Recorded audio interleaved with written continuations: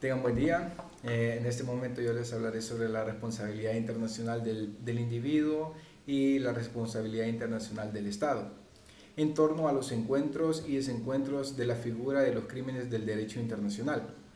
Bien, comenzaré un poco hablando sobre términos básicos para conocer sobre el tema. Primero debemos saber qué es una organización internacional. Se le llama así a todo grupo o asociación que se extiende más allá de las fronteras de un Estado y que adopta una estructura orgánica permanente. Este concepto suele ser un poco amplio ya que puede englobar diferentes tipos de organizaciones transnacionales, como organizaciones intergubernamentales, comunidades religiosas, confederaciones sindicales, internacionales de partido, entre otras, pero que en un sentido más estricto pueden agruparse en dos categorías fundamentales, como organizaciones intergubernamentales, integradas por representantes de gobiernos nacionales, y las no gubernamentales, que son formadas por personas, grupos o entidades que no constituyen dentro de gobiernos nacionales. Pero esta distinción entre ambos tipos de organizaciones no será siempre fácil, debido a que mediante esto debemos saber que la responsabilidad internacional es la institución dirigida a la restauración del ordenamiento internacional o de la mera normalidad de la vida internacional ante aquellas conductas lesivas para los diferentes miembros de la sociedad internacional, atribuibles a determinados sujetos internacionales, bien estados u organizaciones internacionales, que conllevan a la obligación de la reparación, de donde ahí nace la responsabilidad internacional del individuo, que se inscribe en el marco de la lucha contra la impunidad de los crímenes más graves y que tiene por objeto la persecución y sanción de los criminales que se encuentran a la cabeza de la empresa criminal. Por lo tanto, responde a una serie de principios generales del derecho penal y del derecho internacional que han sido sometidos a una evolución constante por parte de la jurisprudencia internacional y la responsabilidad internacional del Estado. En el derecho internacional general, los Estados son los únicos sujetos de los tratados, y la responsabilidad internacional solo puede ser convocada en un Estado o un grupo de Estados contra un Estado o un grupo de Estados. Por tanto, los individuos no desempeñan ningún papel en este sentido. El poner en juego la responsabilidad de un Estado supone a la existencia de un acto que puede ser atribuido y que constituye en la violación de una obligación internacional del derecho. Así también la organización internacional responsable está obligada a reparar íntegramente el prejuicio causado por el hecho internacionalmente ilícito. Dicho prejuicio comprende todo daño, tanto material como moral, causado por el hecho internacionalmente ilícito de la organización internacional. También dicha responsabilidad penal de los estados, cuáles obstáculos conforman las finalidades propias de las organizaciones internacionales, se opondría a una definición extensiva del campo de aplicación ratione personae, que significa por razón de la persona, sobre el régimen así establecido. Dicha respuesta a tal interrogante es un requisito previo a toda reflexión sobre el establecimiento de un régimen de responsabilidad general y penal de las organizaciones internacionales. Esto responde a tres puntos importantes que debemos tener en cuenta mediante hablamos sobre la responsabilidad internacional de la organización. Punto número 1.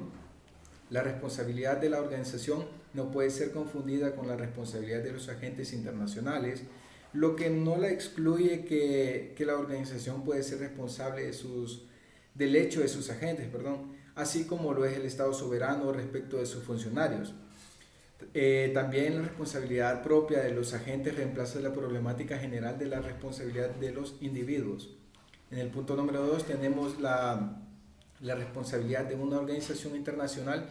le es propia. ¿Qué quiere decir esto? Que en tanto que una persona jurídica distinta a la suma de los Estados miembros,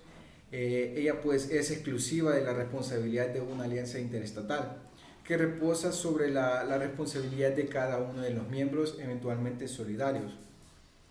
¿Qué quiere decir esto? Que debido a la responsabilidad de una organización, supone además la reafirmación de su personalidad jurídica internacional. Por tanto, que si la solución de un principio es evidente en la práctica, la duda a veces es permitida, con razón de la interpretación de las competencias de dos tipos de entidades. Así podemos distinguir lo que concierne a las iniciativas de la UE, que en el marco del Programa Europeo de Seguridad, donde su brazo armado puede ser la Unión Europea Occidental, como se menciona en el documento, su herramienta es lo diplomático económico,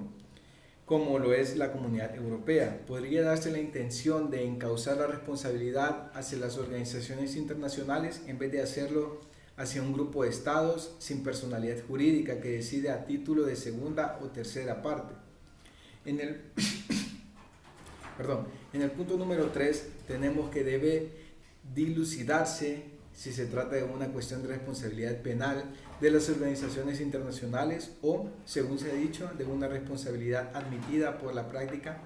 que es un derecho común del tipo de responsabilidad administrativa dentro del derecho interno. Así como bien sabemos, todo sujeto del derecho internacional, la responsabilidad de una organización internacional puede ser activa o pasiva sobre ellos, donde las principales dificultades se perciben en la hipótesis donde sería investigada la responsabilidad activa de la organización. Es decir, que en otros términos, si la organización o sus agentes, quienes padecen un prejuicio susceptible de justificar la responsabilidad penal de un tercero, dicha responsabilidad en cuestión se limita a saber si la personalidad jurídica de la organización internacional le da capacidad para proceder en justicia y si tiene jurisdicción, y de qué manera la va a regular en la concurrencia eventual del Estado cuya nacionalidad detenta el agente, donde también tenemos en cuenta que las dificultades intrínsecas de la eventual vinculación de una responsabilidad se sitúan del lado del autor de la infracción internacional. Asimismo, no se puede ignorar algunos elementos específicos de la responsabilidad pasiva de la organización, como lo son su personalidad jurídica internacional, que es un principio menos fácil de establecer cuando se trata de una organización regional, que en el caso de una organización de vocación universal, por tanto, se puede excluir un poquito,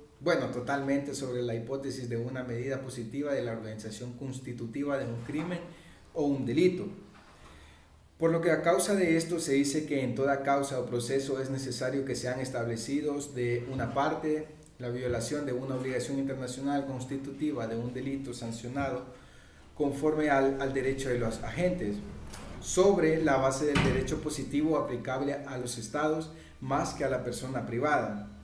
¿Qué quiere decir esto? Que en la medida en que no se trate la responsabilidad propia de los agentes, más aún de los hechos de los agentes de la organización, y de otra parte de la atribución de los comportamientos delictuosos a la organización y no a sujetos del derecho como estados o individuos. Otro aspecto importante que la investigadora española menciona en el documento es que no aborda con suficiencia en la relativa a la atribución de comportamientos delictuosos a una organización internacional, donde cabe señalar que la discreción, cuando no es confidencial, de las soluciones adoptadas en la práctica de la responsabilidad extracontractual. ¿Qué quiere decir esto? Que la reparación acordada por los daños sufridos en el contexto de la operación del mantenimiento de la paz, además de la ambigüedad de la que comúnmente se sostiene al dicho respecto, no facilita un razonamiento por analogía, es decir, que se pueden presentar varias situaciones donde la atribución de la organización es más o menos directa o más fácil de establecer. En el documento de Gabriel Chinchón Álvarez se menciona una confusión entre conceptos de esta responsabilidad, donde debemos aclarar que la responsabilidad internacional del Estado es considerada como elemento fundamental de la efectividad del propio derecho internacional y que esta viene dada por la falta de la conformidad entre el comportamiento y ya sea una acción o una omisión de un Estado, y sobre el que debería haber seguido para atenerse a una obligación internacional determinada. Y la responsabilidad internacional del individuo, sin embargo, surge solo en supuestos excepcionales que en determinadas normas del derecho internacional prevén explícitamente la trascendencia internacional de conductas concretas del individuo,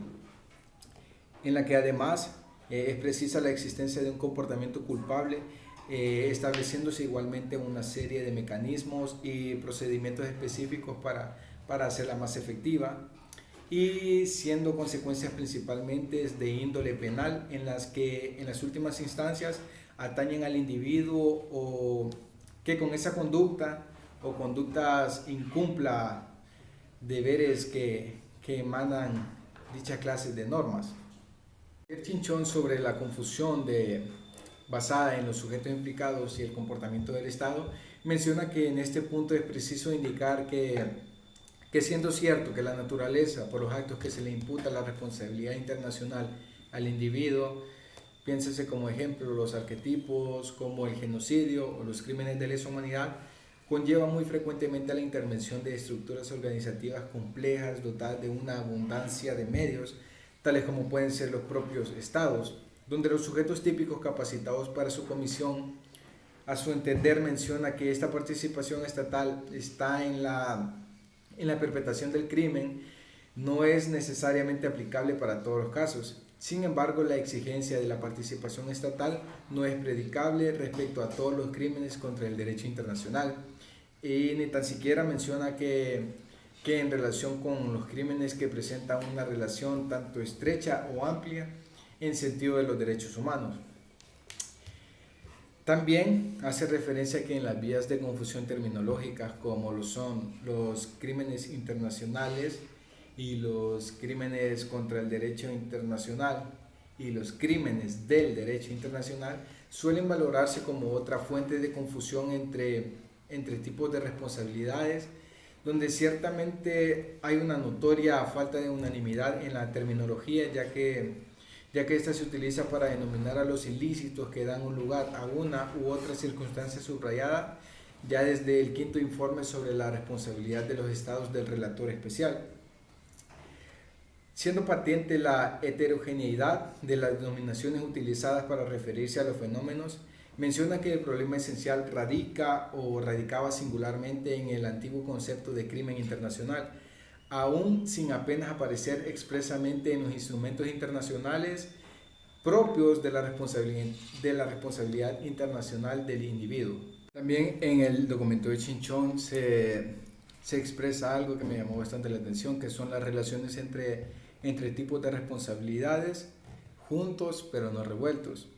¿Qué quiere decir esto? La independencia en este sentido se comprueba también atendiendo a las circunstancias que excluyen la ilicitud de un acto en el campo de la responsabilidad internacional del Estado y a las causas de la exclusión de la responsabilidad internacional del individuo,